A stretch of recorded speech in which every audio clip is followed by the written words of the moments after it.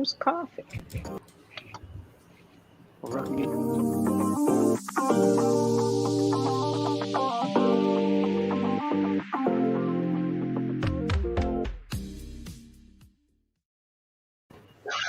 right, Jazz Cabbage. Let's go right to check out the sponsor video with new music.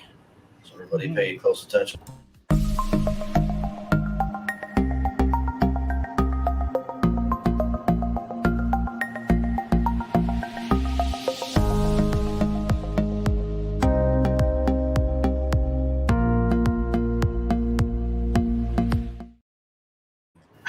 That Music was Okay. nice.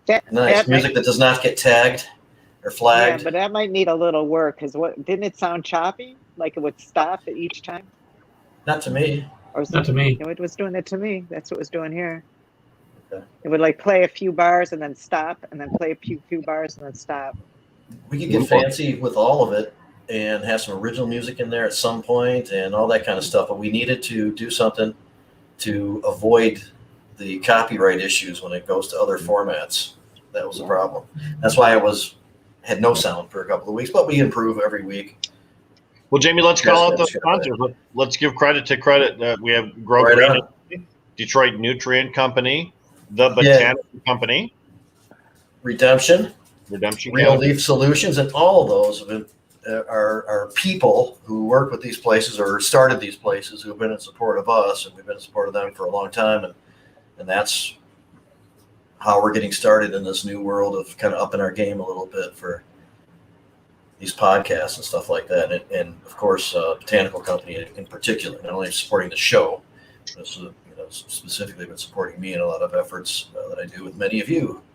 So that's very special in and of itself. And then everybody has their own story. We had Tony on here from Grow Green not too long ago and talked about how we go way back to the 2009 or 2010 event at the Marriott in Ypsilanti.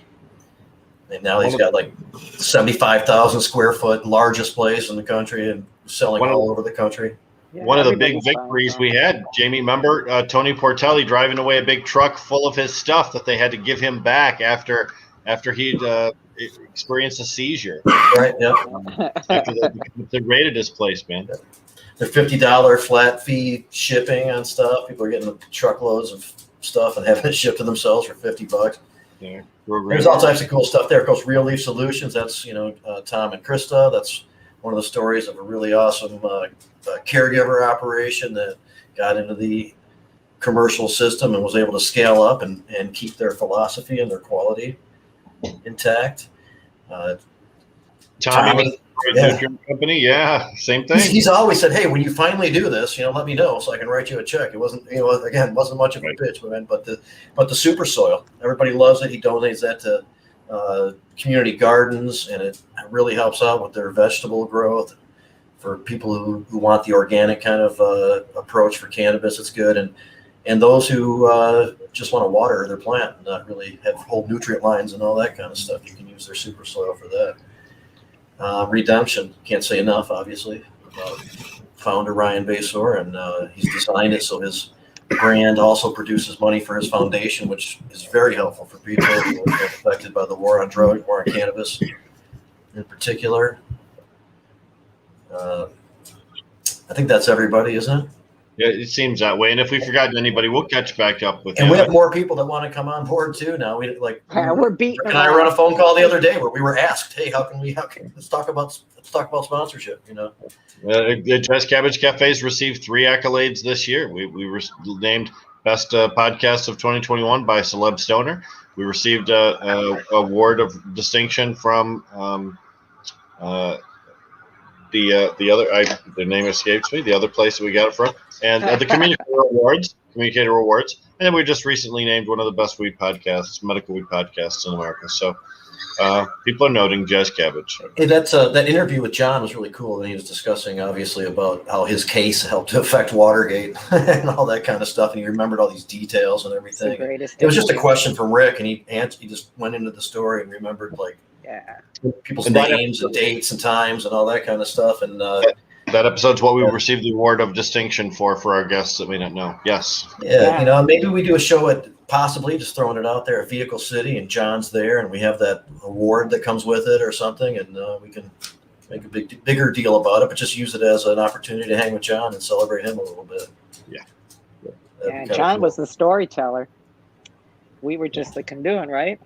Yeah, exactly. Yeah. And of course, sometimes we would get off track and we would gently ease our way back onto the story to get it all the way through to completion. So, I mean, it was a group effort, but most importantly, that's a piece of American history that's now on tape, and he tells it in such a brilliant way. You could fumble through, and Adam's told the story, and I've told the story, and neither of us can capture the realism. He's a man of words. He's a poet. I mean, that's what he does. So it just flows from him like that, and that's why it's so fascinating once he starts going, just to listen. Right on. Hey, so we got, I think another great show coming up today. Before we get into some stuff to start the show with, just to mention that we're going to get Marty Sheedy. He's the founder of Project Scissor Gait Foundation. He's got a very cool story. He's a very inspiring person. And I think people will be interested in that and hearing what he has to say. I know I was very happy to hang out with him not too long ago up north and hear a lot about what's going on. I think others will be interested in that too. And we're gonna hear from the Duval family and hear about how Jerry Duval, still in prison, is getting along, and maybe what some opportunities possibly could be for his release, and get to check in from a lot of members of the family and a lot of the activists who have been in support and have helped out for a long time, and check in from quite a few people. We'll go over that story, which has a very troubling basis, and we'll talk about that, of course, a little bit later on. But to get started with a few minutes, I think some people now have seen a particular article that was spinning around, and it was an interview with Steve Linder, who is the lobbyist for the Michigan Cannabis Manufacturers Association. It's one of the organizations that we've kind of mentioned on here to look out for the circumstances in which some of the big money interests use their resources and their influences to try to advantage themselves with departments and lawmaking and policy making, all that kind of stuff, just whatever they could possibly do. And when we talk about, hey, we still have some work to do, kind of referencing that scenario and something that we've worked at in different ways and with different groups of people over the years, it's an ongoing, part of our focus. And we mentioned that when we say we still got work to do. We also talk about how we need to take cannabis off the schedule so that, people have less barriers to a normal life, less opportunity for criminal felonies, easier time with child protective services or adopting people, professional licensing, all the things that controlled substances affect. We talk about if the acts are going to be open, if the Michigan Medical Marijuana Act or the Michigan Regulate Tax Marijuana Act were to be open, meaning it requires 75% of vote of the House and the Senate, a supermajority, because those were people acts to change, to make amendments. If that's going to happen, it's not only got to be for a proactive reason, something that kind of moves us forward, that's progressive, but also should, while open, address some of the really horrible and dysfunctional and dangerous interpretations that were effectuated by Sheedy and company that haven't been changed yet since the acts were under scrutiny and were given interpretations and policy and that kind of stuff. And then, what do you know? You look at this. Let me show people this. I mean, you can find it, obviously.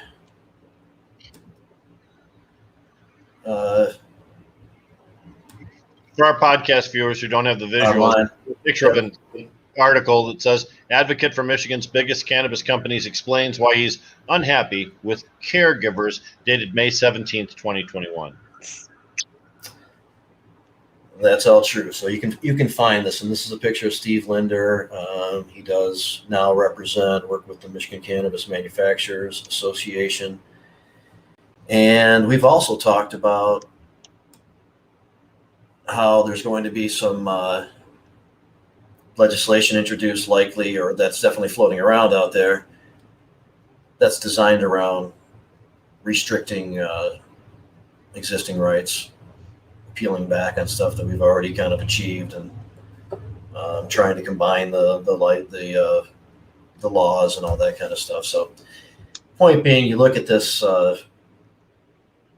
article, and Steve Linder addresses all these things just blatantly, like we need police have their role for enforcement. There are other parts of the marketplace that aren't tested, that aren't this, that aren't that, whatever. And he's skewing the issue quite a bit. And he's very blatantly says, we only activity we want is our stores, our cultivation, our stores, basically. And he's pretty clear about what path that they're on. And, it's a problem. It goes the wrong direction. It advantages the wrong people. It's what we've been fighting against for, I guess, 10 years solidly now. Different incarnations, maybe starting in 2009 with the Kuipers bill. First serious attempt to try to eliminate caregivers and advantage only a small group of big investors. Yep. It's still going on, and this is its form right now. So I guess the question is, do you like that or do you not like that? Can I go first? Because by the time you get to me, everything's already going to be said. No, Rip it up, not like that. Fuck that. I mean, what the hell? Yeah, I mean, seriously. Seriously. I mean, they can't compete with the caregivers, then produce a better product and sell it at a price that a patient can afford. And I don't know what else to tell you. Caregivers have been providing, excellent medicine for the patients in Michigan for a many, many, many years now. We're not going anywhere. They keep trying to push us out, but I don't think we're going anywhere. And that's just ridiculous. Any market is a competitive market. If you don't have a product that stands up to another product, then the best product wins. I don't know what to tell these guys. That guy can go straight to fucking hell. Now Rick can say something. I mean, seriously. Now, let's face it. When we talk about the reason why the Cannabis Manufacturers Association would want to try and disadvantage caregivers is because they believe by taking away caregiver supply, somehow that's going to drive purchasers into the retail market, into the regulated retail market. Fact is, all you're doing is taking away one method of supply. You're not changing their purchasing habits. Unfortunately, if my caregiver went down, that would really make me sad big time. But I have other people I'll just turn around and go to. Don't you think the caregivers would just go underground? I think the caregivers would just go underground. For sure. Yeah. So the point is, it doesn't solve anything. You can knock down as many caregivers as you want, and you're not going to recruit anybody to your centers. In fact, you're going to make lifelong haters out of these people because now you put their friend, because caregivers are your friends. Now you put your friend in jail. And now you're an SOB no matter what you do, no matter how much money you give to social equity. Forever, you're tagged as somebody who put my friend in jail. So you and your cannabis company can go sit and spin. So yeah, and and it really should stop. Many patients would never be able to get their medicine on a regular basis from a dispensary. They don't have the funds for that. It's ridiculous. And the dispensary can't say, I'll catch you next time for this bag. Right. The dispensary doesn't deliver at 2 a.m. because you're so sick and you get the symptoms of multiple sclerosis and you really need something. None of that stuff happens when you have an impersonal relationship, which is the nature and to a certain degree of retail establishment. So not knocking dispensaries. They have their place. I mean, there are people, I know people who use them. Normally they're not people who have extreme medical conditions, because like I said, you could not afford to really treat chronic illness or a life-threatening illness. Did you David Young said I'm looking good. Thank you, honey. I appreciate that. The previous comment the previous comment from Adam Brook is what I wanted Deb to see, and I think she missed it. What did it say? Repeat it. It's on the screen. Linder. Well, I can't see it. I don't have my glasses on. Fuck Steve Linder. Yeah, fuck Steve Linder, Adam. It's worth putting your glasses on. Exactly. I had to put my glasses on, but he's right. Fuck Steve Linder. Well, I don't know if we actually introduced everybody on the show, but we have Jamie Lowell and myself, Rick Thompson, as host. Deborah Young was speaking. Colin McDougall is with us. And now Shelley Bobelli, first of her name, has also joined us too. Hey, Sharon Duval has joined us. We're not scheduled really to get into that till about 5 o'clock, but I'm going to add her to the stream and see if she just wants to hang out with us for the show. Yeah, We'd like to see her and check in on her. Hold on one second.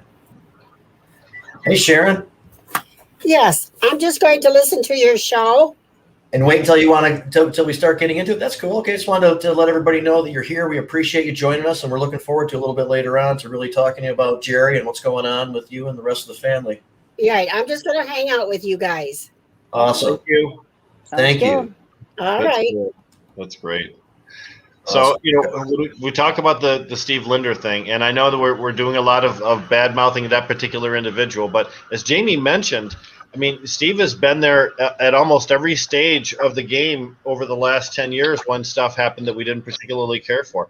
In 2018, after the legalization program was passed by the people, there was an effort in Lame Duck to submerge the entire act, to take away all of our personal freedoms, and Steve was part of that. In 2016, when the MMFLA was being formed and some of the most heinous aspects of that law were being laid down, part of that as well. He certainly wasn't a friendly voice during the drafting of the 2018 ballot petition language itself either.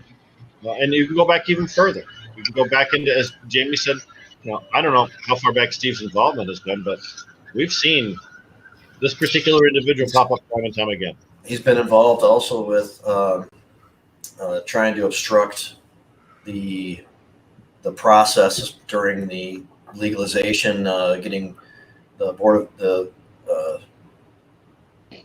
all the approvals, and he would show up and contest the petition and just every little annoying little thing that they could do. He's been right there trying to cause problems.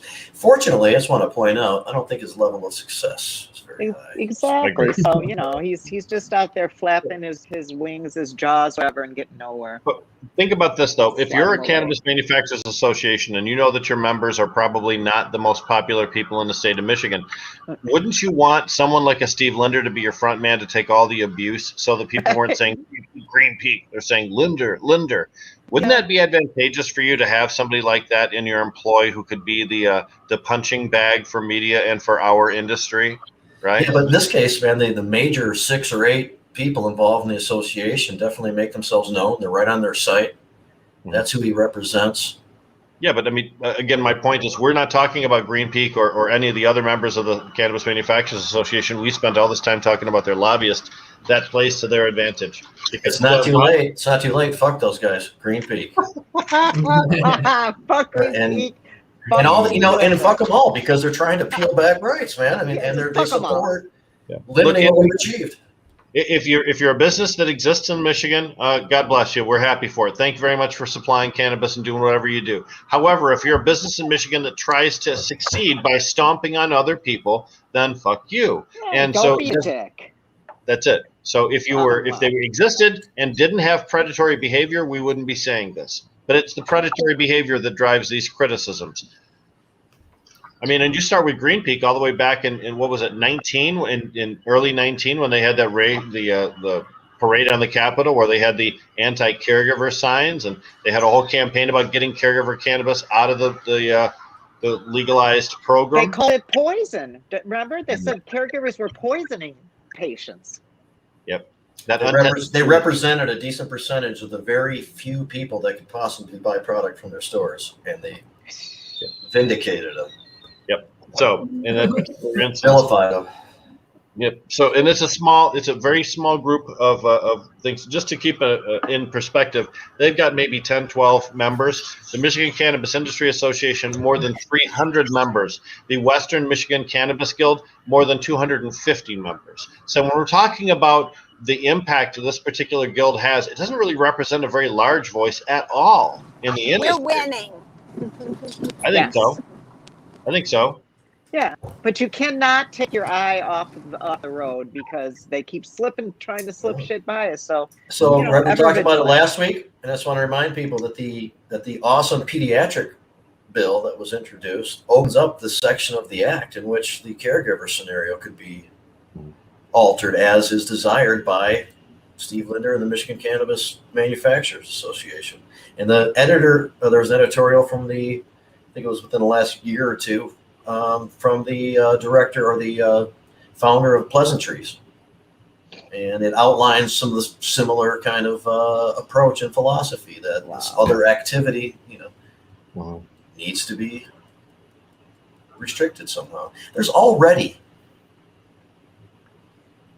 consequences and penalties for doing things outside of the system. They don't need to be harsh. They need to be and really and arrests and all that stuff. You can handle this stuff civilly.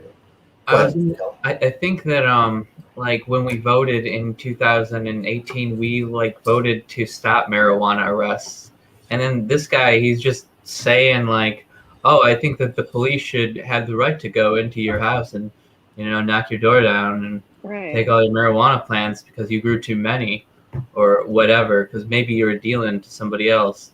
But like, I don't know. I think that that just kind of goes under this whole like act like that you're trying to put through. If you take that out of the first medical marijuana act, I mean, that's what we're like. I mean, we've had that since 2008, and that's how it was operating for 12 years now, like 10 years before the legalization, and it's just kind of stupid. Yep, you're correct. If you think you're losing money, if you think that you can't make your bills, if you think that you're not achieving the potential that you have, you start looking for reasons why. It's easy to point the finger outwardly at other reasons for your failure than it is to point inwardly. Yes. To say, maybe I hired too many C-suite people like CEO, CFO, COO, CUM, I don't know, all the rest of them. The fact is, you've got people now that are trying very hard to make a case that their success is dependent upon the demise of the black market. In fact, they entered a situation in their business plan where they knew the black market existed. If they didn't accommodate it properly, that's on them. If they had improper profit expectations, that's on them. You don't change the world that you're in. You change the model your business operates under. Yes. Because first of all, that's the only one of those two that's possible. And second of all, that's the only one in which you're actually in control. And when people try to get the system changed in order to compensate for their own business failures, we all lose. And it also is one of the reasons why people don't have faith in government, because they actively watch these bad things happen, and they know it's because somebody has a lot of money and they bought their way. Especially in Michigan, where we're notorious for having a bad legislature. Yep. It's really frustrating. Yeah, But like there's caregiver, yes. Of course, we'll have John back on talking about Cannapalooza before too long and other things. And this is, I'm sure, something he actually does very much so care about. Also, we're going to have John Schlicker on the NPO show, I think, in the end of June.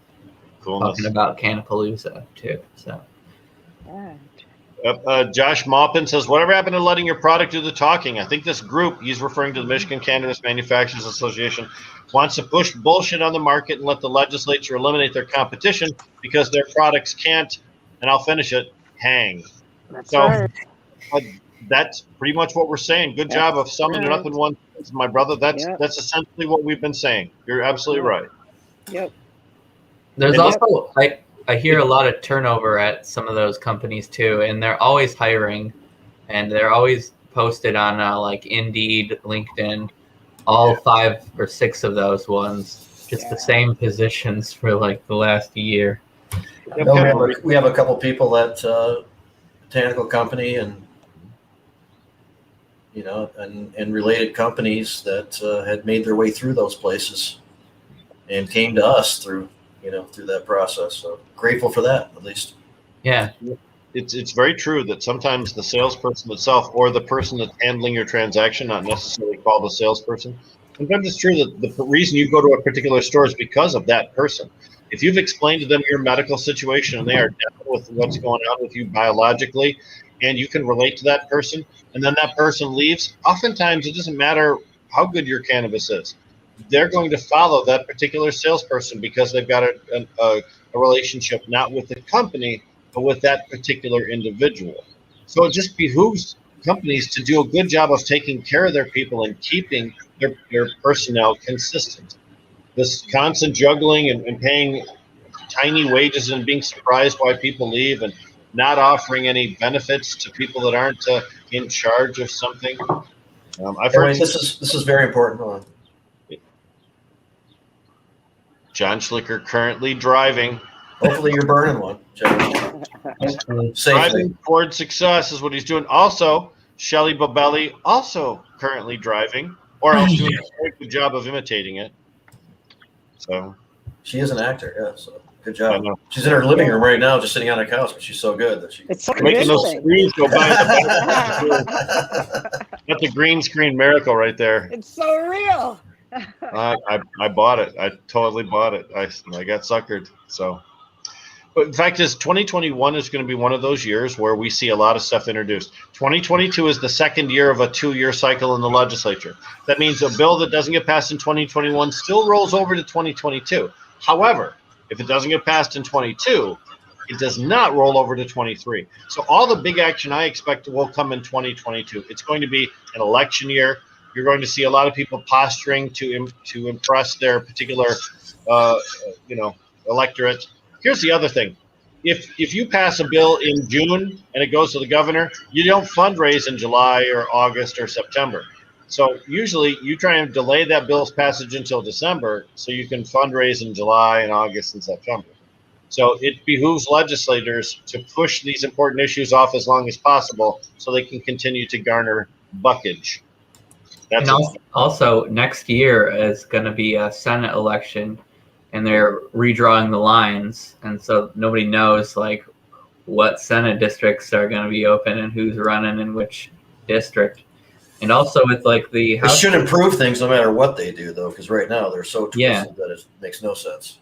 Because go ahead, Colin. You please. I was going to say we passed the redistricting proposal along with marijuana legalization, so they have to have this nonpartisan redistricting commission, which is going on right now, taking census numbers and dividing up the state into like a whole new Senate and a whole new House of Representatives, and also, I think it's 13 congressional districts. We lose one seat, so it's going to be an interesting year. And so we probably won't hear too much going on till maybe like next year. It's like the midway. We're not even midway through the first half of the term. You said redraw the lines, and I envisioned King Theoden from Return of the King leading the Riders of Rohan going, reform the line to fight the Hadrian. So I had a Lord of the Rings moment right there. Colin, you inspired that. Thank you. So our first guest has officially joined us. Come on, man. Happy to introduce to everybody Marty Sheedy, founder, Project Scissor Gait Foundation. How you doing, Marty? Hey, how are you guys? How are you, Jamie? Hey. Hi. Very good, man. Thanks for coming on. I'm glad that we were able to put this together. I really appreciated hanging out. That was a few weeks ago now. But that was pretty cool to learn a little bit more about what's going on. Of course, I've seen your presence, cross paths, at least virtually a few times and stuff. But it was cool to learn some more, and I think some other people are going to be interested in that. So, And all right, so there are some new toys that we have, and welcome, Jazz Cabbage Café, and welcome to the whole crew here. I don't know if you know everybody, but a lot of people are familiar with you and your work. You put out a lot of information. You're very inspirational. That's one of your kind of goals. I think it would appear to try to help uplift others around you. And just like to hear a little bit more about your story and the and how the foundation came to be, and and some of the work that it does. And I know that you have this discussion a lot, so I'll let you kind of like fill us in. Yeah, no, yeah, everyone, thank you for having me. I was born with two really rare medical conditions. One, it's called arthrogryposis, and arthrogryposis affects the joints and muscles, and it affects everyone completely differently. So for me personally, I was born with club feet. My big joke is I could play golf with my feet. And one time I actually got to do that at a foot golf fundraiser. Oh, So wow. I actually called it off. That was fun. So crazy. But I had surgery to straighten my feet out when I was a child. I was born with scoliosis, so then I had a spinal fusion to straighten my spine out. When I was born, my hands clubbed completely, so I had bracing, and that was able to help that without surgery. And then the main part of arthrolyposis for me is that my hips are dislocated out of socket.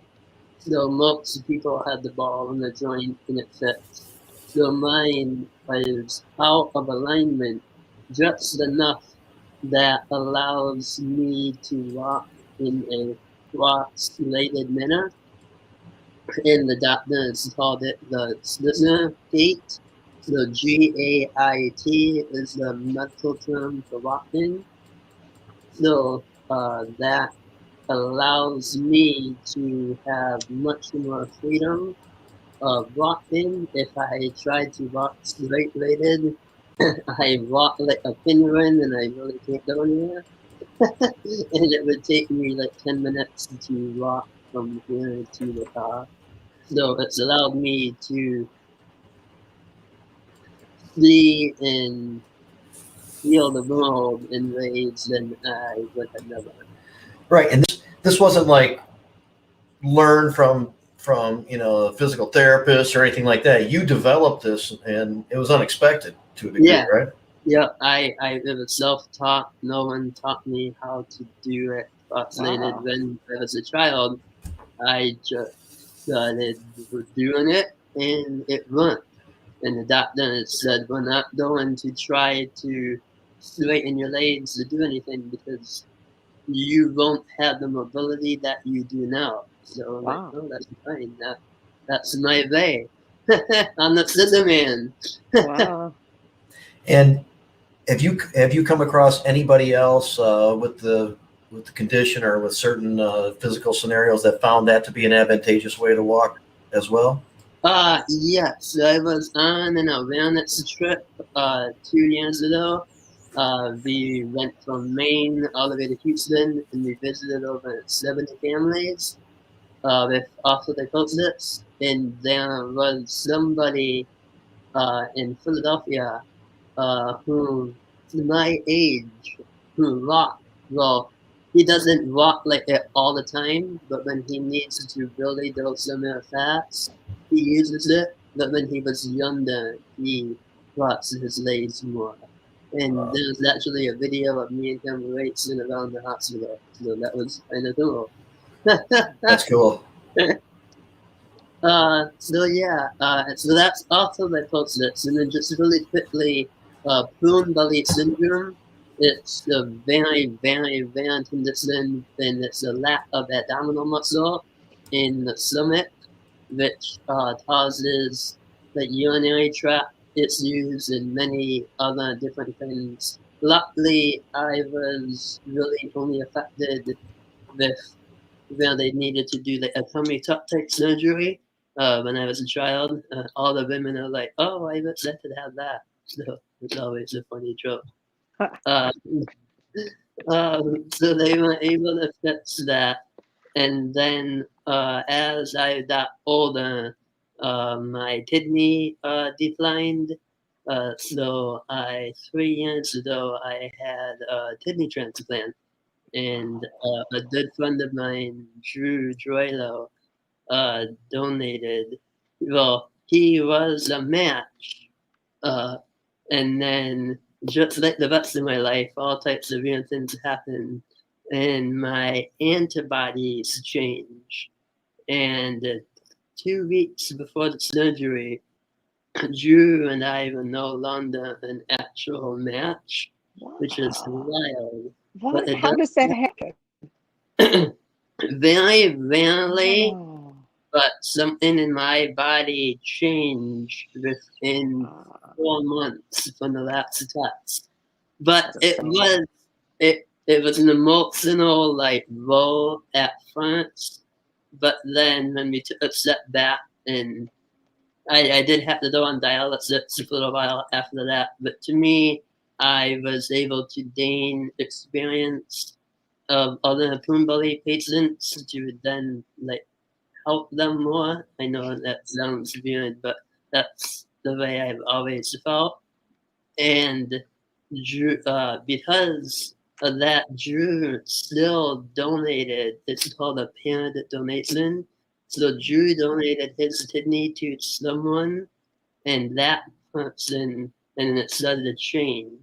So Drew donated his kidney to a lady in Georgia, and that lady's fiance happened to be a match, and he donated to me. Wow. And it started a chain after I that. think that's so cool.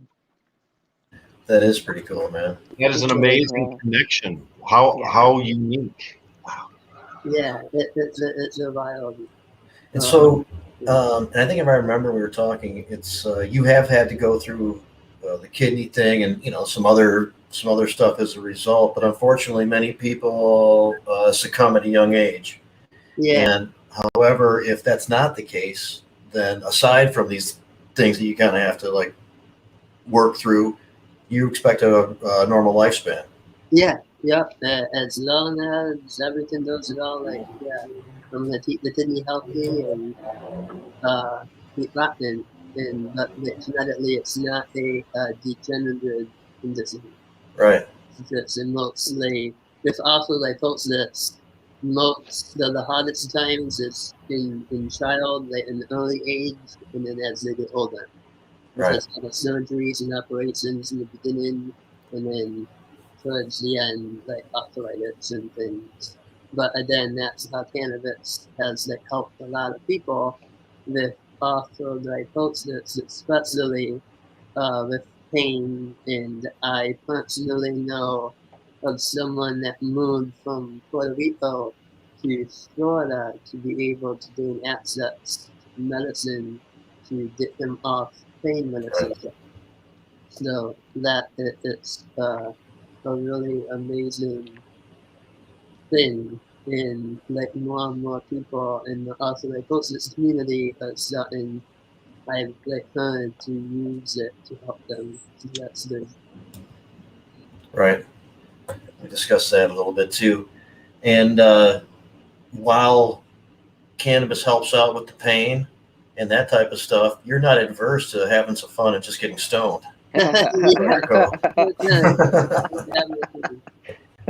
Shocking behavior. That's the way it works quite often. I've seen that in a few people. Yes, you got to have it for some things, but hey,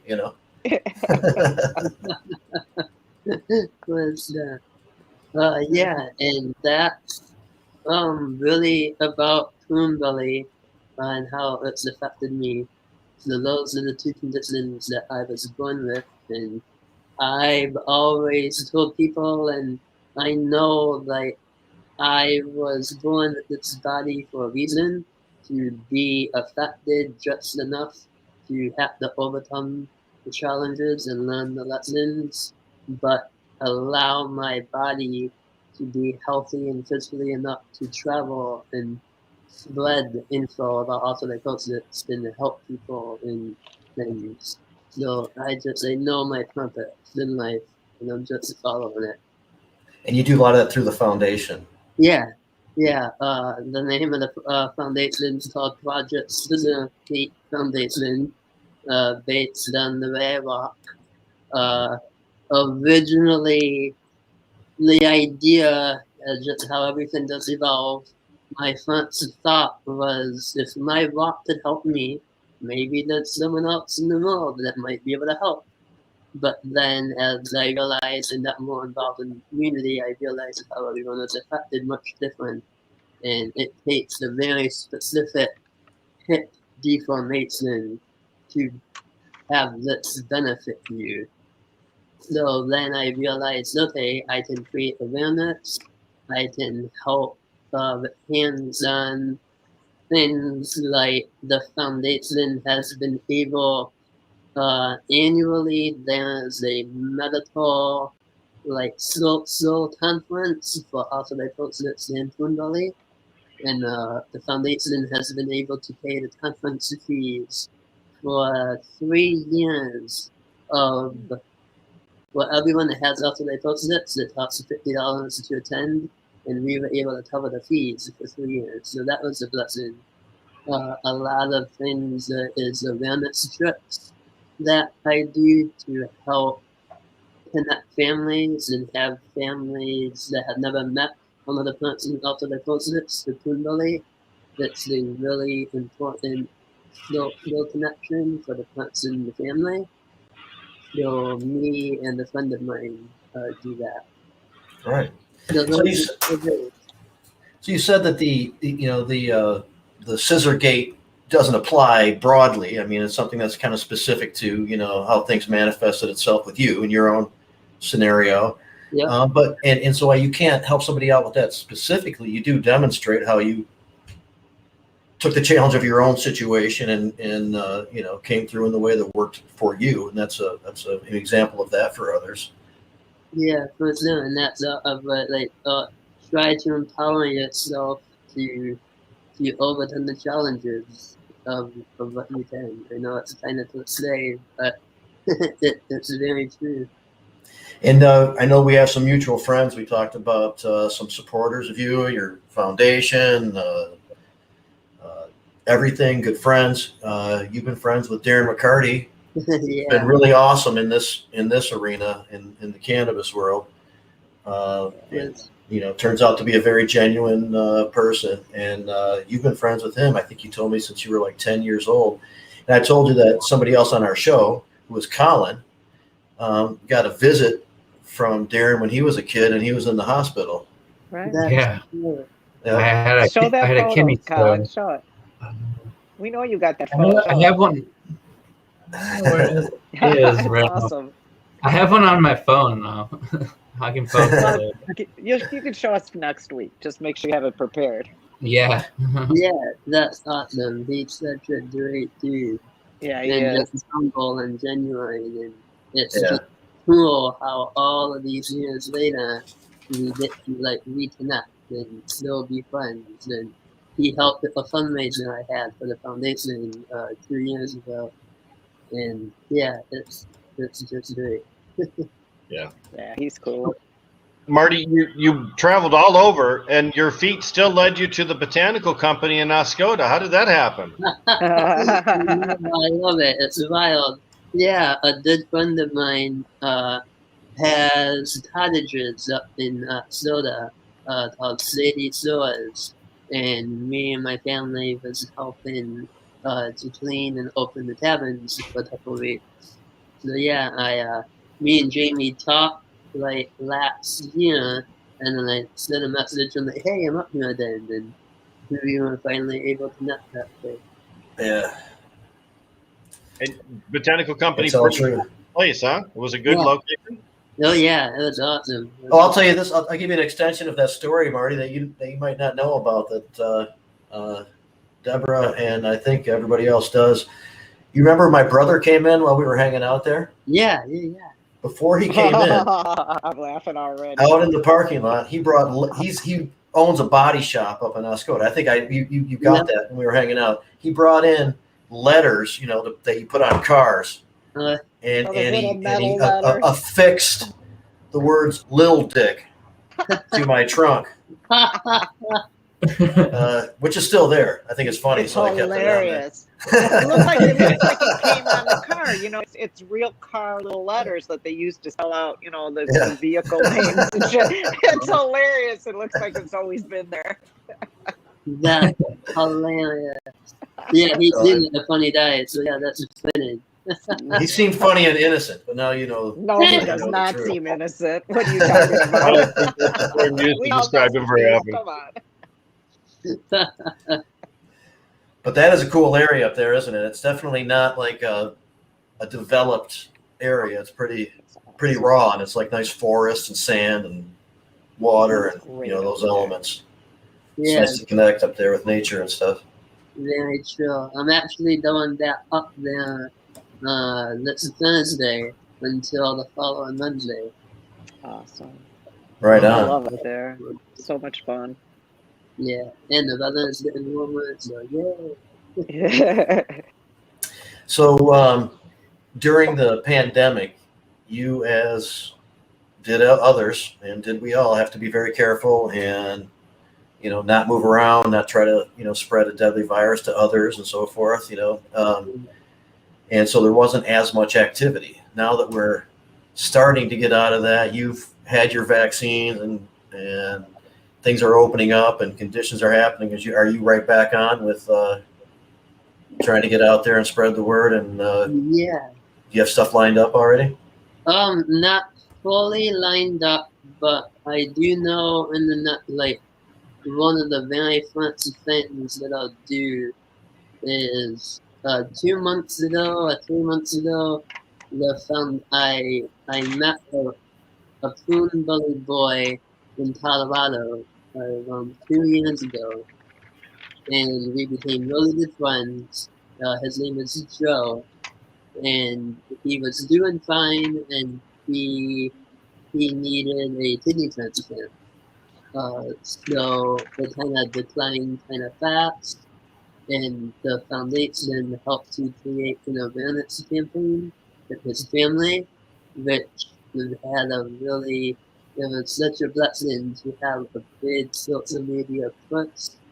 We were able to raise $7,000, and the story was able to get on the Colorado news, and because of that, he was able to get a donor, because along with the fundraising, we were actively searching for a match, and it was about a month and a half, and it didn't happen. And then we got the news story, and bam, within 2 weeks, they got the phone call, and he had the transplant a week ago, and he was home in 4 days, and it's doing wonderful already. That's awesome. So my next trip will be to go visit him in Colorado and check in and see how he's doing. And then from there, hopefully plan some sort of awareness trip towards the end of summer.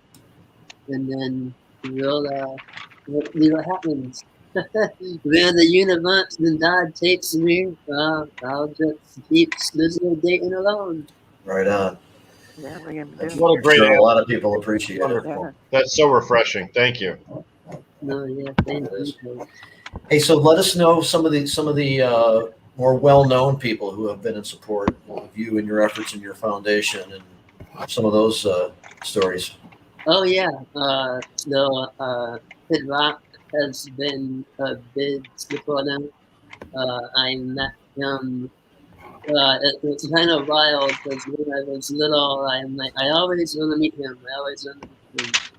And then the universe wants some new ways, because all of my orthopedic surgeries I had at Shriners Hospital for Children in Chicago, because everyone around here told my mom and dad they wouldn't be able to help me, and they had no knowledge. So long story short, they were the ones that got me walking. So around 8 years ago, I believe, Kid Bob had chose Shriners Hospital as his charity of choice, and every night I was able to hold the guitar and they rushed up Detroit to help hype up the crowd, to help sell CDs, to raise money, which was a really amazing experience. The energy of people yelling back at you is really intense. But at the end of the snow, his brother introduced me to him, and we were talking, and I thanked him for everything, and we just quickly went on, and I looked at him, and I'm like, yeah, I'm kind of like, I go, yeah, I'm kind of like you. You're never gonna meet another motherfucker like me. And he jumped back, and he's like, I want my picture with you. I want my picture with you. And from that moment on, we became friends. And 2 weeks later, I was at a suite at the Lions Game with him and his family. And through the years, he's been a supporter of the foundation, and because of him and his donation, that was a big chunk of being able to help those families be able to attend also the Coaches Conference. So yeah, that happened about 8 years ago. And then me and Trip are really good friends as well. Trick, of course, well known to our community in the cannabis world, also. A Detroit rap star and entrepreneur of his own. Yeah. Great line of flower. Great lineup of flower. Yeah. He does a lot of things. Trick does. Yes. A lot for the community. A good human being. He helped with a fundraiser for me early on at the Magic Set downtown, which was really cool. But then, he actually, my 30th birthday party was in my backyard, and him and a few of his friends, they came to my house, in the backyard, and that was kind of cool. Wow. Oh, very cool. Yeah. The neighbors were like, what? Right. Yeah, they were. It was hilarious. Yeah. Trick rolls first class, both in his dress and also in his vehicles and in his entourage. So whenever he arrives, it's a bit of a show, and it's good to be there. Trick's a great guy. So it's been, with my conditions, just a wild ride, and in the beginning, it was never about meeting famous people or any of that, but just them as human beings and having the ability to connect with these people. It's been a blessing, I would say. And it's helped you to continue doing what you have a passion to do and a mission to do. And that's the purpose and the focus. And I just hope to continue to raise money and keep rolling, and I'm gonna keep helping more people. Hey man, is there anything else you want to make sure that you impart? Any message you'd like to leave us with? No, not Smoke weed every day. That's a little anticlimactic, but you did have a lot to offer, and we talked about a lot of cool stuff, man. I think people now have a little bit more insight. We've got the Scissor Gait Foundation site here. Yeah, thank you. We just actually revamped that website, and it actually lists the footprints, everything that we had done over the past 4 or 5 years. They are pleased to check out. And yeah, it looks good. And I can explain. It's a cool little logo on there too, and I tried to be able to. It's too small for me to grab and use it. I wanted to throw it up here, but that's a cool little logo on there too, and it is a nice tight site. People should go check that out. Yeah, thank you. Yeah, thank you so much for everything you've done and for coming on today. Yeah, thank you guys. You guys are wonderful. And we will check in later, man, and just kind of see what's going on when you get back out and up and running again with all the ability to travel again and stuff like that. We'll see what you've been able to accomplish. All right, no, for sure. Yeah, and I'll let you know when I'm back up north, and let you know you'll be up there. Oh, for sure, yeah. And I'll be up there quite a bit, yeah. So good. Looking forward to that too this summer, man. Yeah. Thanks a lot, Marty. All right. Have a wonderful day. Thanks, Marty. Man. Bye. You know, another great interview. He's a funny guy. He's a real funny guy. I like him. You know, Yeah, great. I've always been interested a little bit more in what's going on there. I've seen him like just be so kind of inspiring and positive and do all this cool stuff and come across these people. And I wanted to know a little bit more too. I'm glad I really got to hang out with him a while ago and maybe was able to come on here. Yeah. Well, he's a good. You can see why somebody like Darren McCarty or Trick want to invite them into their world and participate a little bit more than maybe they would a normal fan. I didn't catch it. I mean, during the not that I would be destined to learn everything about him in a meeting, but the story about Kid Rock is pretty fucking funny. I believe I've seen him. I believe I've seen Marty do things at Kid Rock shows like years ago. You know, from the stage, they used to auction off guitars and stuff for his foundation. I think I saw something of that nature. There are a few people that said that he was familiar to them. Yeah, I mean, didn't know what the story was. To me too. I think I might have even seen him like at some of Trick's meet chiefs. So we used to bend there, and I think I've seen him there too. So his efforts are working. But he's a funny guy. I never really knew he was a funny guy. I knew he was a nice guy, but he's hilarious. Yeah, I like him. Yeah, Excellent. Very inspiring. Yeah. We still have the Duvals. Yeah, we are. We're going to head right in that direction next. I just kind of thought, we somewhat said about 5. It doesn't mean we couldn't get going a couple minutes earlier. Some people are. Colin didn't do a 420 warning. No, it's kind of like 420 all the time, and that no longer has a huge value. But I think it's nice to point out every once in a while. I forgot about it today. Colin usually points it out, but his new hairdo, and he's, we were bitching about big business interests trying to take away individual rights. Right. So that's a good use of 420. 420, sure. Sure. Sure. I'll tell you what, it's interesting. Let's bring on some people. Let's start off here. Carrie, I'm going to add you to us up here. Carrie Boyder, how are you doing? It's been actually kind of a while. It has been. I'm so glad to be seeing you all, and it's like virtual. That's how long it's been. Our technology has completely evolved from audio only to video here, so that's pretty cool. So one day they're just going to roll TV screens up in front of the federal courthouse, and we'll be on the other side bitching, yeah, that's right. And we'll have to deal with actual humans. We'll just be one of the audio only times I researched it before the show today, and Stacey's going to be coming on a little bit. There was a time in July of 2013 on this very issue. You and Stacey were together on Planet Greetrees with us, and that was all just on phone or just audio broadcast. Mm-hmm. And so just about 8 years ago. Yeah, that's exactly. I looked at it myself because it was around May of 2013 that I started really working with the Duvals quite a bit, and I looked back at when that was, because it's been a blur, of course, for all of us.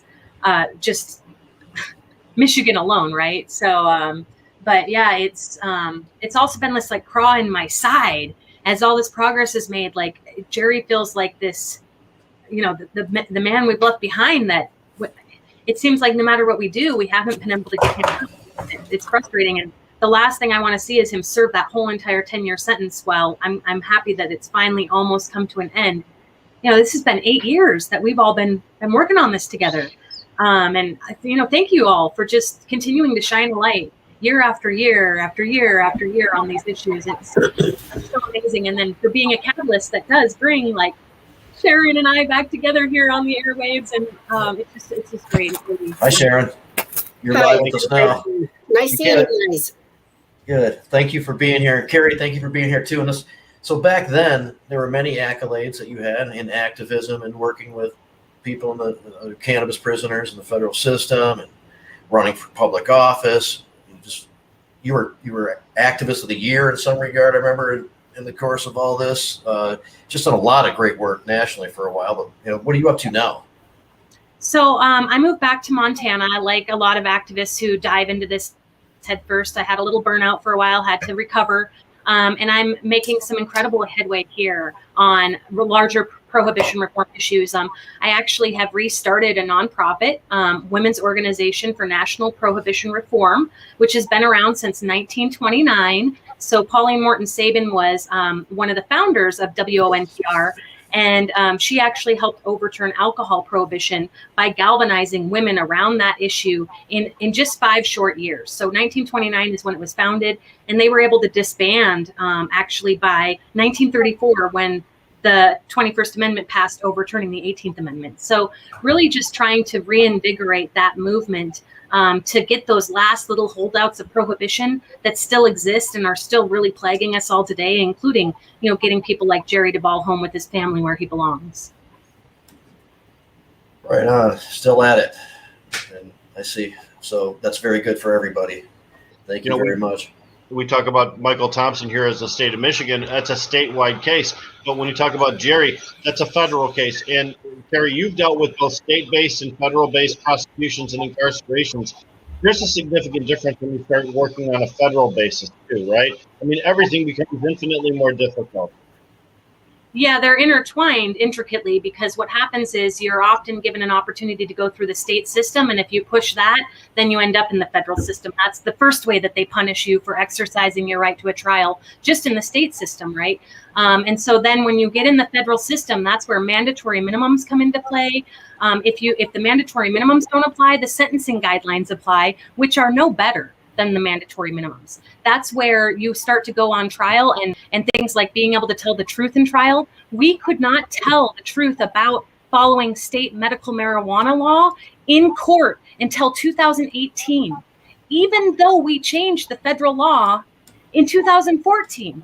It was not allowed to be introduced till we took it all the way to the federal courts with the McIntosh ruling, allowing us all to finally be able to introduce that evidence in court that we were complying with state law. So this is not a slow or not a fast process, even though it does seem fast when you're looking at 8 years of progress that we've made. But it's really been a fight on everyone's part. Every prisoner, every family member, every advocate has had to just scrape for every little bit that we've gotten along the way. Yeah. And those particular decisions that you talked about, they don't automatically require the courts to reconsider cases that have already been heard. You have to petition the courts to get your case heard under those new circumstances. That would be, the state legal compliant nature of the Duval cultivation situation. In fact, their case is so heinous because they actually had local officials from a law enforcement agency telling them exactly how to create a legal conforming grow operation, and then came back later and as a federal agent and arrested under federal law. We heard that. We went down to Cincinnati for the federal appeals court, and Sharon, obviously very aware of all this, and was there, mother of Jerry. Thank you very much for joining us, and to hear the description by the attorney, and I forgot the attorney's name, but did a very great job of Florida. I think they came from. They came from Florida, right? And describing how Deputy Glick engineered this just bizarre and heinous trap. Just amazing. The fact that he stays in prison after that was, I guess, not too surprising after so many years of seeing this stuff, but still ridiculous and sensational. Sharon, you were there at the time. I mean, you know all about this. What are your reflections about that time and the compliant nature of Jerry's grow? Well, I was there, and Glick did come out and with a bunch of other people and told him exactly what he had to do to put up the greenhouse and fence and barbed wire and post all of his stuff. And right after he did that, and his daughter, Ashley, and the son Jeremy were caregivers, and they're the ones that had the plants in the greenhouses. But right after they did that, they contacted the federal and had the federal come out and arrest him. They took everything away from him, his home, his vehicles, his furniture. He had nothing left, absolutely nothing. And Glick told him that he would be perfectly okay if he did what he was told to do. So it's really a shame on how they lied to him, and he was 100% state legal, but the federal came in and arrested him. So one thing that you mentioned that's very important to this case is that all of the plants that Jerry was charged for were legally assigned to caregivers, either Ashley or Jeremy, who were just utilizing that particular space to conduct legal caregiver operations. Yes. So Jerry technically wasn't in charge or dominion of any of those plants. No. But they charged him for being on his property. Yeah. And of course, with the federals, they don't really care at all about state legal compliance. Carrie, you've seen that before. How unique was the situation or the circumstances surrounding, the Duval case here? How have we seen that replicated in other places across the United States? Yeah, I mean, unfortunately, their case is not all that unique. This is a pretty systematic pattern that they do, where you have local agents who are cross-deputized as federal agents. Sometimes they come in as state agents and they tell you, here's what you need to do to be compliant. And then sometimes they come back a week later with the federal vest on saying, you're now breaking federal law. That happens often. And part of what happens with the federal system is that they charge the most people possible so that they can leverage the conspiracy charges to get everybody to plead guilty so that they don't go to trial. And in 98% of the cases, people do not go to trial.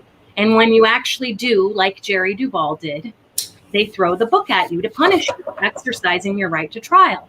And so in Jerry's case, like when you talk about how it's worse for the feds than the state when you're prosecuted, the sentencing scheme alone is particularly heinous. So Jerry had a very old criminal record, like decades old. But that alone, when he got sentenced, made him eligible for what they call a doubler, meaning his 5-year mandatory minimum sentence that anyone else in his case would have served got doubled to 10 years simply because of his conduct 20 years prior to this. And they don't particularly like it when you try to fight it. No, they do not like it when you try to fight it. And so if you do actually succeed and they haven't managed to turn all of your co-defendants against you. So what they do is when you cooperate, in order to get a reduction in your sentence, you must actually testify in trial or give some sort of knowledge. So they charge you all with conspiracy, say that if you don't plead guilty, you go to trial and you get these stiff penalties. If you do plead guilty, in order to get a lesser sentence, you must cooperate against your co-conspirators. And then that's how they build a case where they otherwise wouldn't have, off of nothing, right? Off of completely state legal conduct. And so the other thing really about this that just got me, they went to the extreme lengths with the Duvals. And again, this isn't uncommon. Part of why they cross-deputize is around asset forfeitures and the seizure of those assets and who gets those assets. So the reason the local sheriffs and local police cooperate with the feds is because they get a share of the assets that are seized. So in the case of the Duvals, they didn't just prosecute Ashley and Jeremy. They didn't just prosecute their father and take him to prison for 10 years. They took that family farm that Sharon had worked for her whole life to pay for. They took that generational wealth that her family had worked for and stripped that from them and auctioned it off and used the assets to probably buy the next battering ram for the next raid. And that's just egregious. And that happens all the time, state by state by state. And you mentioned something that shouldn't go unnoticed. 98% of the time, the feds secure a guilty in every case that they go after, especially where cannabis or illicit substances are concerned. That's one of the reasons why people are willing to cooperate for the feds, because it's so incredibly rare for you to actually beat them. Once you get in federal court, they're just so dominant with the penalties and with the tools that they can wield. It's right. I have one time beaten them, and it took me working on it for over 5 years to actively even get to the point. And then after we changed the law, after the court said they had to admit this, after everyone had said, give it up, it still took the feds 3 years to come back and fully dismiss that case. And they didn't even do it so that they could not refile the charges. It was done so that technically speaking, if the McIntosh ruling or if the Rohrabacher-Farr amendment, which is renewed every single year, if that goes away, they could go back and re-prosecute these people. That's the only time we've ever technically won. And is it winning when they've taken 8 years of your life? I mean, one of the defendants died in that process. There's no winning here against the feds. No. In the specific case of the Duvals, we talked about Jerry being in prison. Can you talk a little bit, Sharon, about what it's like having to leave your family's home, the home that you built, and move and have to be relocated as a prisoner of the drug war, as Jerry's? Yes, it was devastating. We lost everything that we had worked for years and years, and it's just a shame. Even the federal, when they tried to come onto my property, they held machine guns on me and a tank and everything to get onto my property, which they should have never been on. But it was just showing their authority on getting onto my property also, just to use my driveway. So I just told them, go ahead and shoot me. I didn't give a crap, But it was awful losing everything that we had worked for. Right now I have and Jamie, I want to really thank you for the donation of the GoFundMe for Jerry Lee. Thanks a lot. I do have a GoFundMe page up just to try to get him a little bit of help so he can get his driver's license back and insurance and light bills turned on and all that. So I'm not asking for that much, but I'm trying to help him out. I haven't talked to Jerry Lee for 3 years. He has totally shut all of us down. He had a bad kidney infection that it affected his brain. So now he won't talk to us. I tried to contact the prison. They will not tell me one thing about him. I tried to talk to his counselor. They told me I can't talk to his counselor. I tried talking to our nurse. They said, nope, can't talk to our nurse. So I'm just having a hard time right now with him being moved into the new prison. He did have 21 eye operations, an open heart, broken back. He had to have dialysis for 4 months. He had a kidney and a pancreas transplant. And he was a diabetic since he was 7 years old. So my son has really been sick mostly all of his life. So I just want to thank all of you for trying to get him out early, but nothing has worked so far yet. And thanks again, Jamie, for the donation. Well, of course. What is actual status? What's likelihood? What could happen? I mean, is there a possibility he could get out? It seemed like at one point that was kind of being discussed. I don't know. They won't tell me anything. I tried to ask him on the new prison where he's at in, Ashland, Kentucky right now. And they won't tell me anything about his medical condition. So I just don't know. I wanted to know if he was on the right medication. And they said, well, they think they know that they are, but I just don't know about his condition anymore. And he just moved to Ashland from where? He was in Lexington, Kentucky, and he has just been moved to Ashland. It's a lower security place. So I don't know if they're getting ready to release him. But I see they did add 1 more month onto his release date. Wow. Has there been any COVID concerns regarding Jerry and the prison that he's at? That was certainly an issue here in Michigan as the virus ran through our prison system. Right. Do you recall, Sharon, if there was any concern about COVID and Jerry in prison? Yeah, I contacted the news on the prisons and stuff. And when he was in Massachusetts, I know that quite a few people had passed away.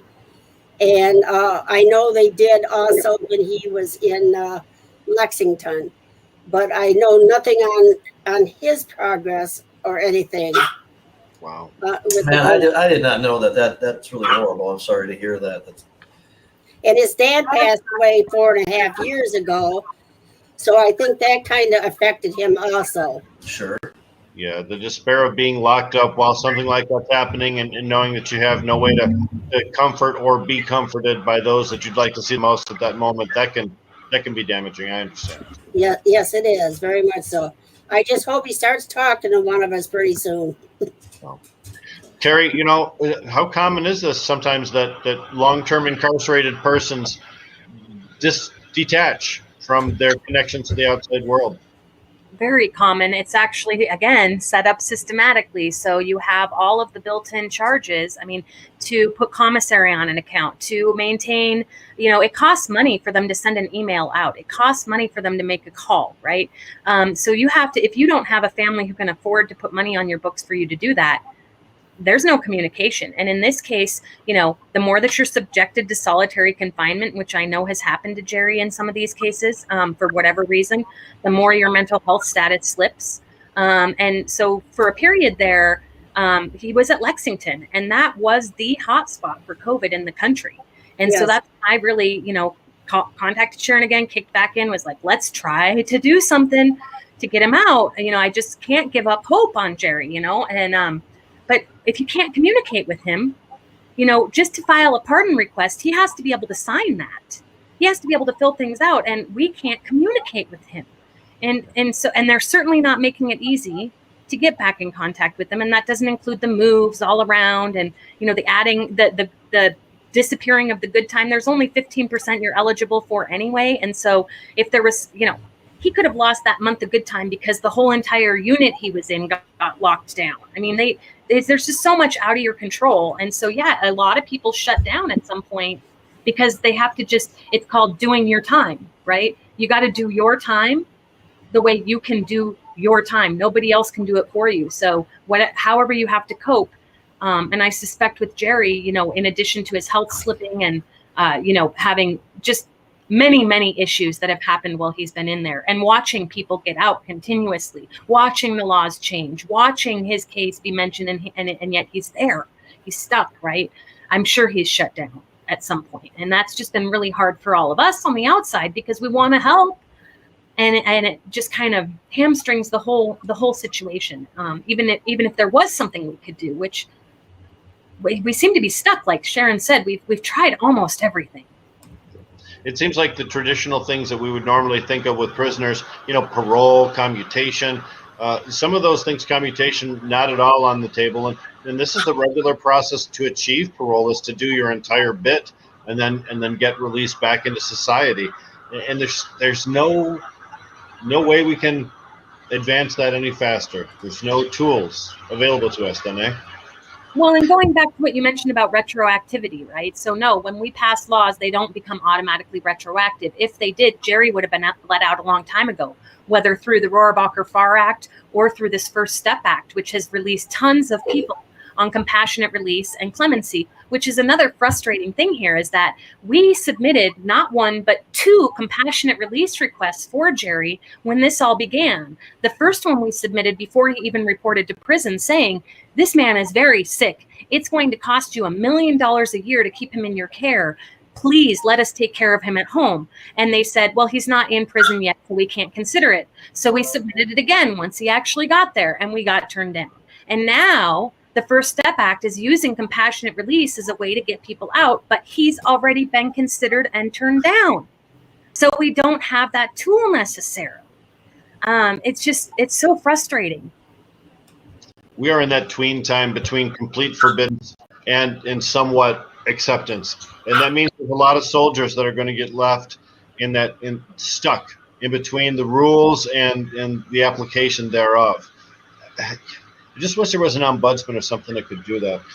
Let's Jerry served this whole bit. What would be his expected out date? I was going to ask. He went in 2013, May, I believe, right, Sharon? So it would be... Yeah, his release date now is October 10th of 2022. And that's with the so-called good time at 15% factored in, which isn't very much, as you can see on 10 years. Right. What would have been 2013, May of 2013. Right. Jamie. Hey, so yeah, I wanted to acknowledge Josie Scoggin joining us here. She's had problems with connection, but she's very much understanding and knowledgeable of the situation, connected to it. She founded Sons and Daughters United in part because of her connection to all this, and she wanted to be here and offer her support also. I am Ashley Duval's biggest fan. I met Ashley Duval on the steps of the Capitol with a clipboard in her hands, and she spoke with an unusual or a unique combination of passion and sorrow. And she was talking about how her dad and her brother were arrested under the federal guidelines, how she had been misguided. And I was like, this is real, you know? So I went and met with Ashley at her house in Brooklyn. And on her table was a stack of credit card bills that she had been paying so that her brother and her dad would come back and still have good credit. And that's when I realized that my dad is a recreational cocaine user. He spent 20 years of my life in jail for his drug use. And staying connected to him was difficult and expensive for me. But what Ashley was doing was above and beyond. It was something that, and still today, and we've been doing this, we provide support to people whose families are incarcerated. So we'll do anything from travel expenses, J-pay payments, stamps, stationery, whatever you need. We have sent Ashley to see her brother and to see her dad a few times, and it is obviously, it was obviously an emotional and difficult thing to do, but it would be even harder without that funding. And throughout the entire time we've done this, we provide this service to every incarceration facility across the United States. I still have not found anybody that's paying their loved ones' credit card bills and worried about how that credit will affect them. And obviously it has been listed, and we've all talked about the fact that they did take the family farm and they auctioned it off right to the pipeline, which is something that infuriates, I think, Ashley and myself, and definitely Sharon. And something that we are seeing here with the Duval family is this undying dedication and this undying support from the family. And what happens a lot of time is it's emotionally exhausting, obviously, to have a family member that is incarcerated. But it really does take a toll on you physically and on your physical health and your mental health. And I think that Ashley and the entire Duval family, Sharon included, has been exceptional in terms of advocacy and also in terms of staying connected. And I think that when we're looking at the pandemic and we're looking at how people are affected in the prisons, it is completely 100% utterly disturbing and disgusting. And there are people that are in jail right now for things that, you know, are legal in their state, just like Jerry, and they are catching this virus and they are dying. There has been, 1 in 5 people that contract coronavirus are directly within an incarceration facility. And while some crimes that these people have committed are obviously unethical or what have you, they do not carry a death penalty. And that's what we're seeing, especially for people like Jerry Duval, who has been sick, who is known to have these health issues, and who, as we were saying prior, never belonged there in the first place. And so while we're all excited for this next year to come up, it is still a groggly, terrible 18 months or whatever it is until October 22nd or 2022. Thank you for that. That was good. No, Sharon, she talked about undying dedication. What did Jerry mean to your life? Tell me how much Jerry meant to you, Jerry Lee. Jerry Lee meant everything to me. All my boys do, but I bet you I cry 2-3 times a week because how much I miss him. Stacey's here. Stacey's ear is here actually for a second there. But go ahead, please, Sharon. Yes, I said I miss Jerry Lee terribly. He had one breakdown in prison. He thought the federal came in and killed all of us. And I had to start writing him letters of when he was born, right up to the time he was in Boy Scouts and the fair with his cattle and everything. And finally he came through it and he says, Mom, now I know the federal didn't come in and kill all you guys. He says, because no one knew all this except me. So I think about that a lot with his kidneys, because they do give him kidney infections and then he loses his mind for a while. Yeah. So I don't know if he's on the right medication or not, but I worry about it every day. We talked too about Jeremy, and Ashley and Jeremy both caught charges for this, but Ashley's was dropped. Jeremy served. Jeremy served 5 years because they wanted him to testify and say that all the plants was his dad's. And he said he was not going to lie and say that when he was the caregiver and the owner of those plants. So that's why Jeremy got charged, because he would not testify against his father. That's that loyalty. That's that loyalty Josie was talking about. Right. Love of family. It's irreplaceable. Welcome to the show, Stacey. Hey, Stacey. It's typical jazz cabbage. Oh, just put your earrings in. Just got to get the right earbud in. That's all. Good, Stacey.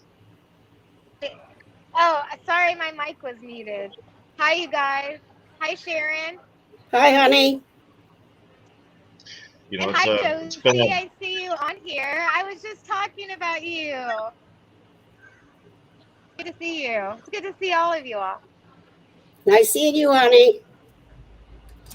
Well, obviously, Stacey, you've been very aware and been following and been connected very closely to all of this for many years now. We were just recounting the fact that we were on planting green trees together with Carrie about 8 years ago, talking about this very thing.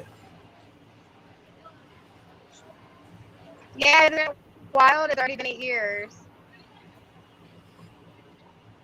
Well, Stacey, we talked at length about the case itself, but you've been involved, in many different ways. Why don't you just give us your thoughts about Jerry's situation and your frustration with the way the system worked in this case? Well, Jerry's situation, I advocate for a lot of people, but, I have some families that are super close to me, and the Duval family has been one that has been ever since the press conference before Jerry went to prison, when he had to self-surrender like a month later. And so I got to spend time with Jerry and the family and get to know just how amazing and awesome they are. And then all of Jerry's story, Rick, and Jamie, we were at the appeals court together, and we witnessed all 3 judges pretty much agreeing with us that it made no sense for Jerry to be in prison or be there, but they still didn't rule in Jerry's favor, let him out of prison. And that's been heartbreaking. My heart's always sad. I was able to attend Ashley Duval's wedding back in 2017, and that was really special to be able to be with the family again. But you just feel that absence of Jerry the whole time, and it sucks. It sucks to have your family member missing when they shouldn't be, especially over cannabis, and how the whole thing went down. It's so obvious that they just wanted to steal Jerry's land, and they used plant prohibition to do that. So it's been hard, and then that's really during the appeals process, when we were really being very loud for Jerry and the Duval family. It seemed like that was the louder that we got for him, the more that he was being put in solitary confinement and not getting the medical care that he needed. And yeah, it was hard. can't wait till he's out. I really feel like the momentum is that he won't have to spend the next 2 years in prison. Hopefully he will be out a lot sooner. His health, the state of mind and health that Jerry's in, he needs to be out as soon as possible and back with his family. It was a treat that I got to spend time with Sharon before I left Florida. I've been in Florida with the Lisi family, who we helped get out of prison this past December, and was able to go visit Sharon on my way out. And, I make time for Sharon because I just love her and I love the family. And I know these families, it feels so good and it helps them so much to know that they have so many people out that care about what's going on with them and their family and their loved ones. And seeing Sharon, oh, we're gonna go see Sharon, help make her happy, and she just blessed me and my friend with so much spirit and energy. And even though that she's a mom, that she's worried and stressed and her heart breaks every day, she still just has such a sweet heart and attitude and spirit, and just makes you feel good just to be around. And that's what Jerry needs. Jerry needs his mom. Mm-hmm. I agree. Hey, Carrie, I noticed you nodding when Stacey talked about perhaps prison, punishing Jerry for the things that we did on his behalf out here. I mean, it's kind of a grim thing to talk about, but can you relate some of those stories if you know? And Stacey, you may need to mute when you're not speaking because of the background noise. Yeah, it's like that balance, right? You want to speak out and raise the flags about the issue, and sometimes the more you speak out, the more that the person who's incarcerated gets punished for that. And so, and that's again by design. All of this is by design to take away our constitutional rights across the board, really, because that's another thing that we haven't even really touched on is in a lot of these cases we're talking about rural Americans who protect their property however they need to do so, and so they leverage those firearms that are used to protect a rural property where a sheriff can't get to in, say, 50 minutes time, right? They leverage those to, once again, charge you even harder to get you to plead guilty. So yeah, it's all systematic. And for everything you do, it seems there's an equal and opposite reaction. And in some cases, the attention has gotten people out. And in other cases, it's gotten them, shipped to prisons farther away from their families. It's gotten them put into solitary for longer periods of time. It's gotten them, literally killed, like Josie says. And that's a real stake that's on the line. So you have to be constantly conscious of what we're doing on the outside and how that affects our loved one on the inside. Do you have actual times that you feel like Jerry was put in solitary as a result of some of the things that were advocated for in his behalf out here? I see several heads nodding up and down. Go ahead. Is either Stacey or Carrie, can you share a story? You go, Stacey.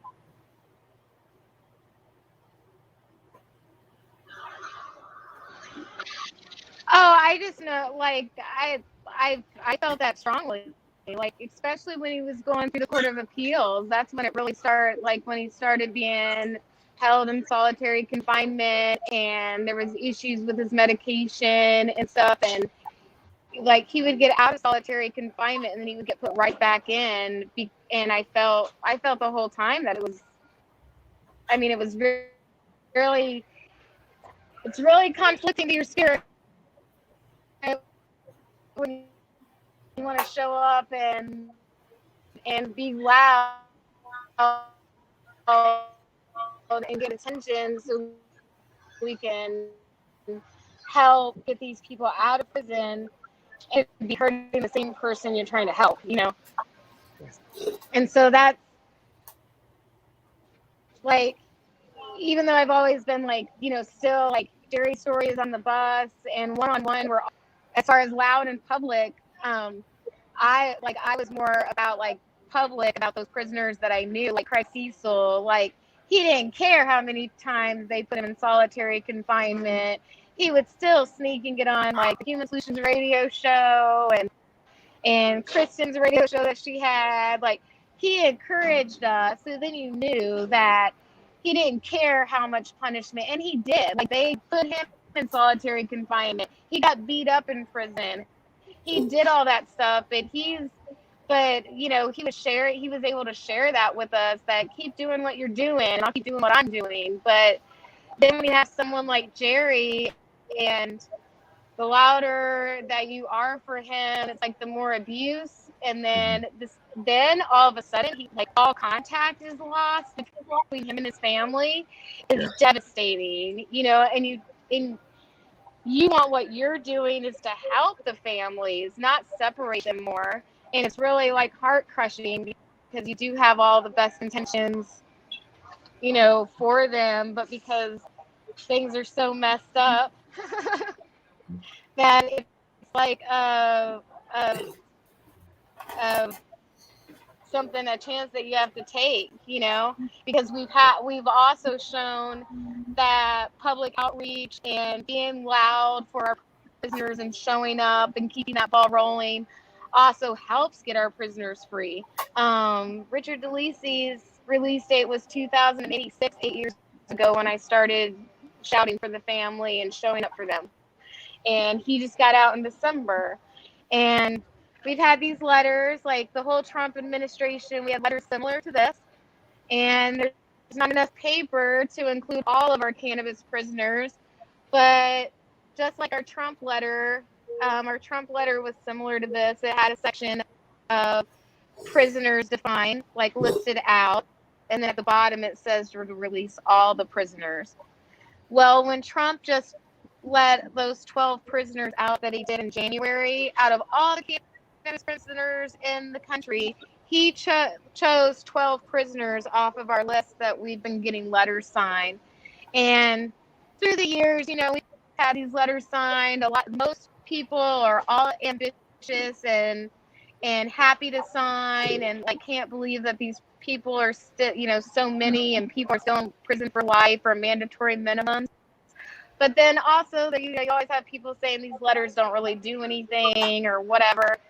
And they do. Like, energy is everything. And putting that energy into your signature and everything, and then them going, all that energy and those intentions are making it to the White House and doing something. I mean, I really feel like all of our grassroots activism helps inspire and manifest organizations like LPP, the Last Prisoner Project, that has come in and, you know, reached out to all of us, getting our information, our prisoners, you know, and helping get people out of prison with money and lawyers and stuff. Like, all of the work that we've done. And Carrie, I'm sorry I didn't say hi to you earlier. I didn't notice you in the hat. But all of the work that, you know, even some of us are on here, Josie, me, Carrie, others, like, all of it matters, and it's getting us to where we need to be as far as ending plant prohibition and getting our people out of prison. So I was late getting on here because I was in a meeting, and here at Jiva Hut, Celeb Stoner just did a story about Jiva Hut, and Jiva Hut's been supporting, like, you know, they've always like sponsored our dope sacks and been a part of, like, you know, supporting our efforts here in Arizona. Well, now they're nationwide, all over, and they're like a cannabis themed sandwich shop, and so they're a great place to grow activism and get your education out there.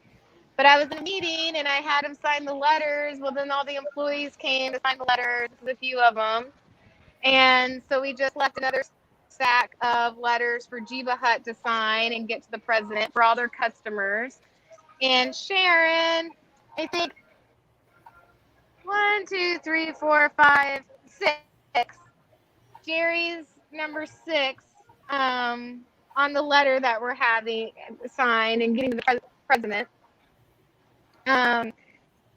Next month, I'm taking the cannabis across the country to the 51st annual smoking, and we'll be getting these letters signed all the way there. So hopefully we're bombarding DC with hundreds and thousands of letters every day, letting them know that they need to make this like their priority and get all our people out of prison. They said they were going to. Stacey, thank you so much. That was great. Your audio is a little little wonky, but thank you. Sharon, you just watched Stacey talk about a nationwide campaign to help free Jerry Lee. How does that make you feel? Well, it makes me feel great that all these people that I have gotten to know, and just, through this, and all the people that are trying to get Jerry Lee out. I just can't thank everyone enough. I've gotten to meet so many nice people through this, and all of them, including you guys. I mean, I talked to you in Detroit and everything. But I will never give up on trying to get him out. But I just want to thank everyone that cares so much about all of these prisoners, not just my son. They don't deserve to be there for marijuana. They just don't.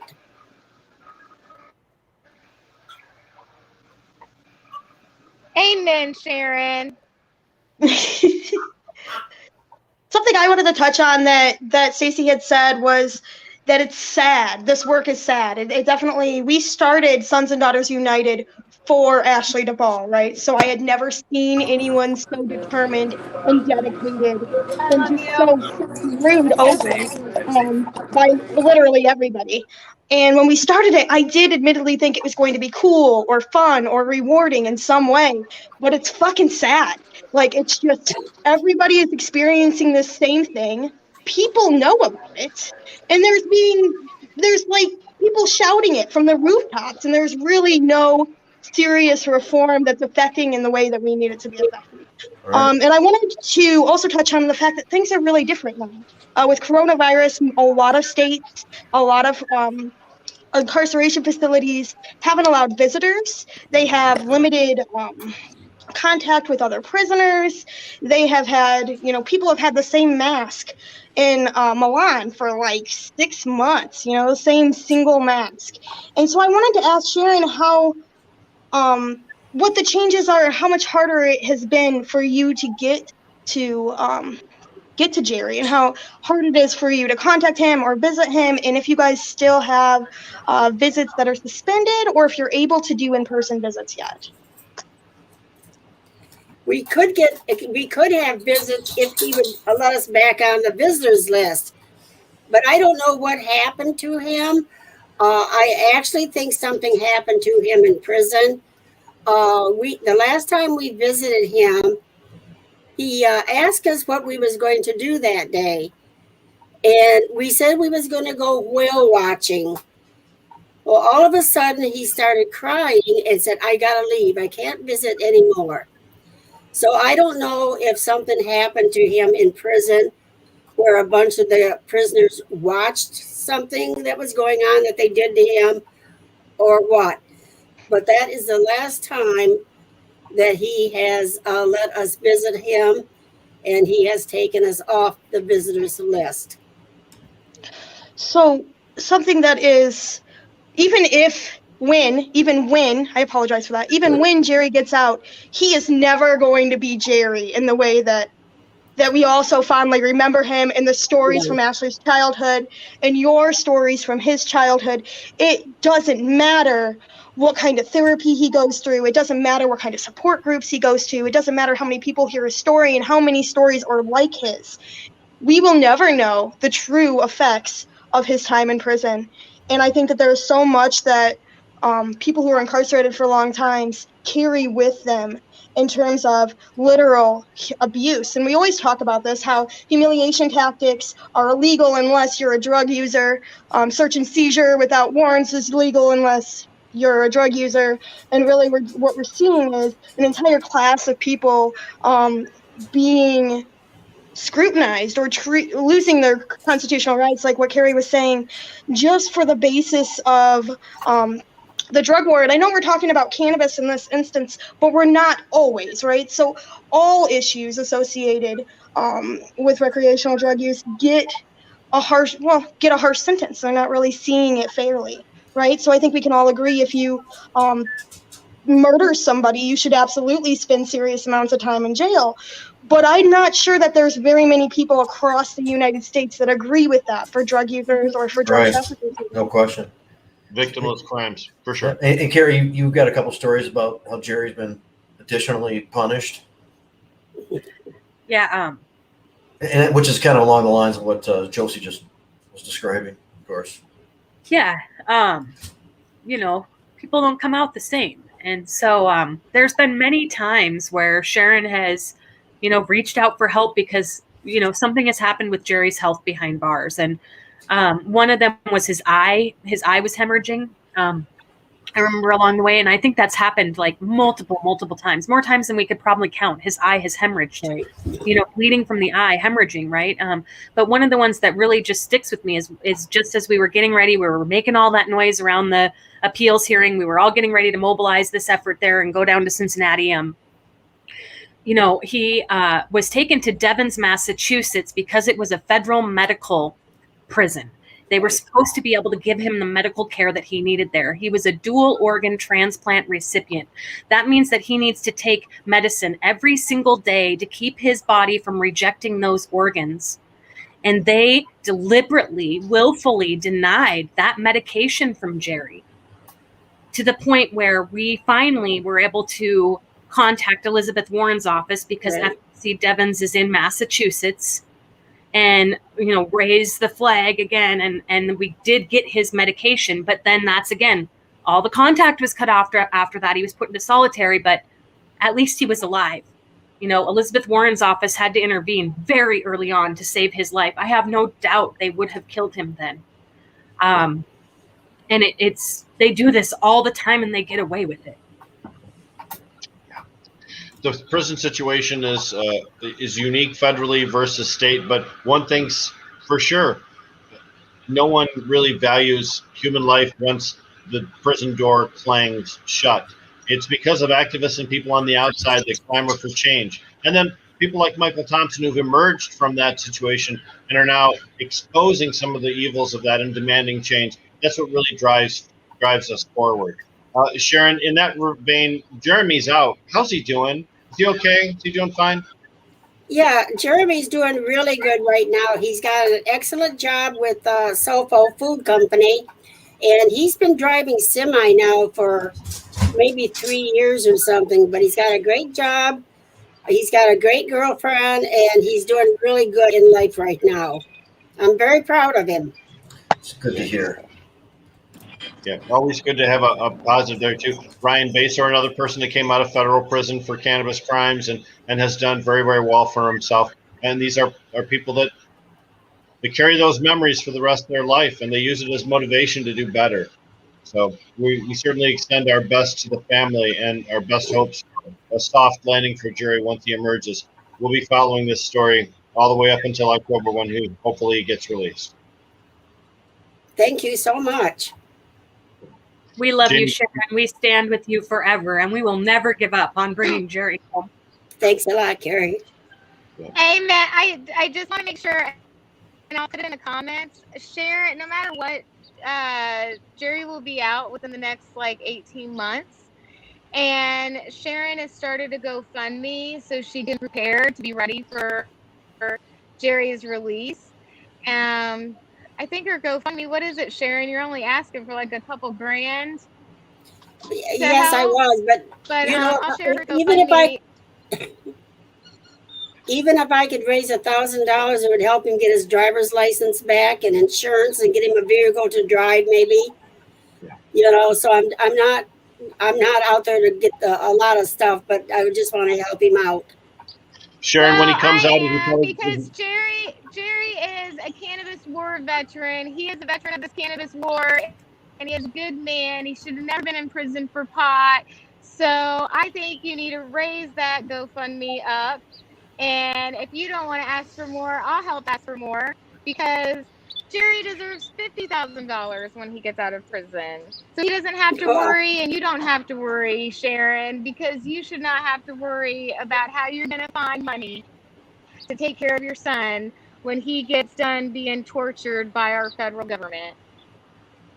Thank you so much, Stacey. If you could help, it would mean a lot to me.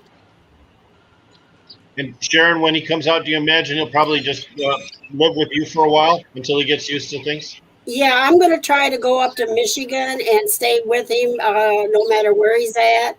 I want to kind of watch his, see what kind of state of mind he's in and everything. So I'm hoping that I'm still alive, that I can go up there and do that and find out how he's doing.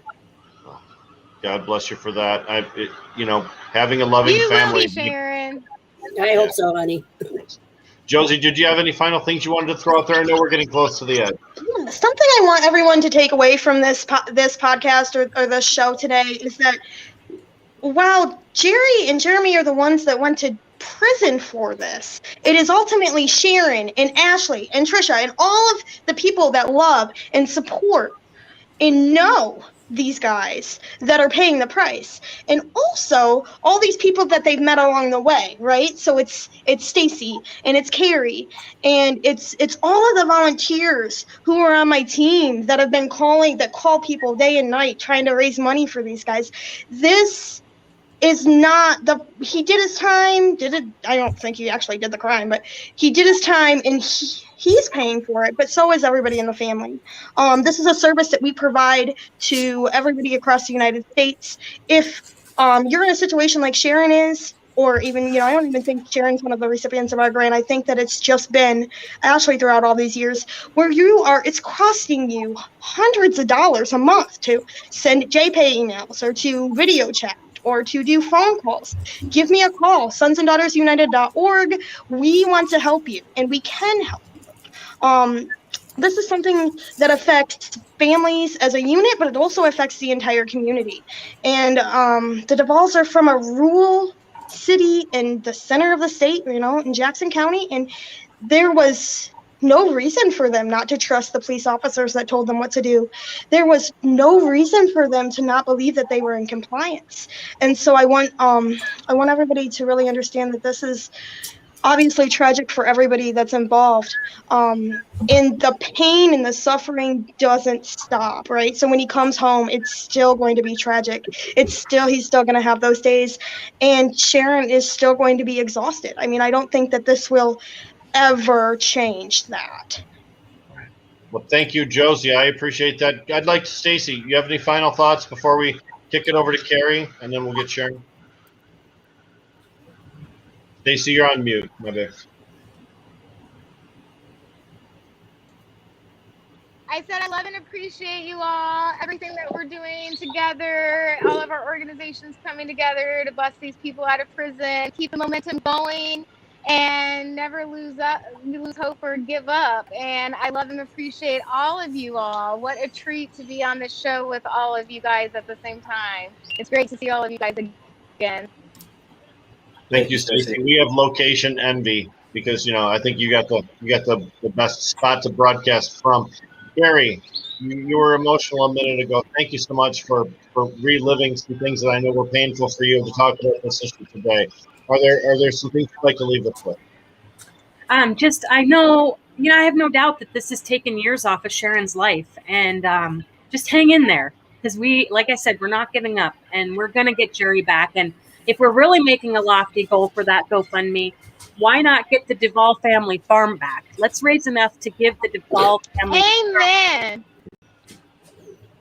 What a beautiful thought. Amen. Yep. And Sharon, you've been so wonderful to share your thoughts with us and to really recount some things that I know were uncomfortable for you. Thanks for joining us today.